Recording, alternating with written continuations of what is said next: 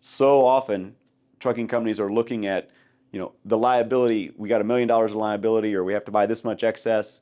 Well, how is that going to function in a claim scenario?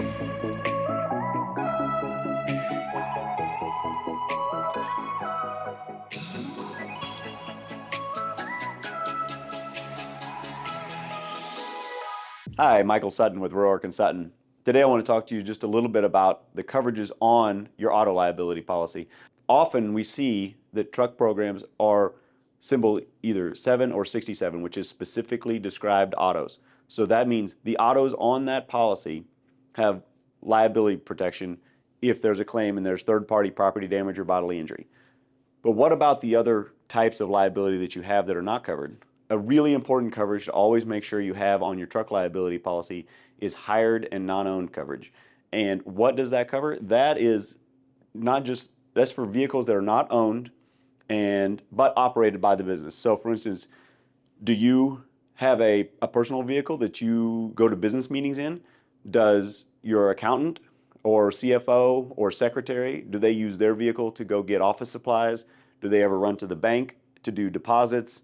Do they ever go to a client's place and either drop off paperwork or pick up something that's needed?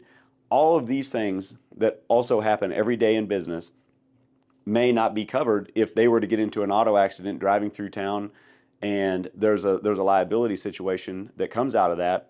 If you have specifically described autos only on your policy, then you may be footing the bill for the entire cost of the property damage, the bodily injury, and any attorney's fees that the claimants may come after you for, and or their attorneys. So really important to understand how your liability is programmed, not just that you have liability, but that you have the right liability. That's why at Roark and Sutton, we take the approach of educating you on what you're buying and how the policy functions. That way, in the event of a claim, you're not caught blindsided by something that you didn't realize was even a problem until it's a problem, which is often the case.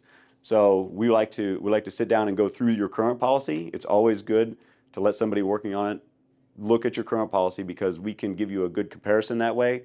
Plus, we can point out these differences. If everybody says, well, I want apples to apples, but if you have bad apples, why do you want to buy those again? So that's why we want to take a consultative approach. We really want to educate you on what you're buying and how the insurance works.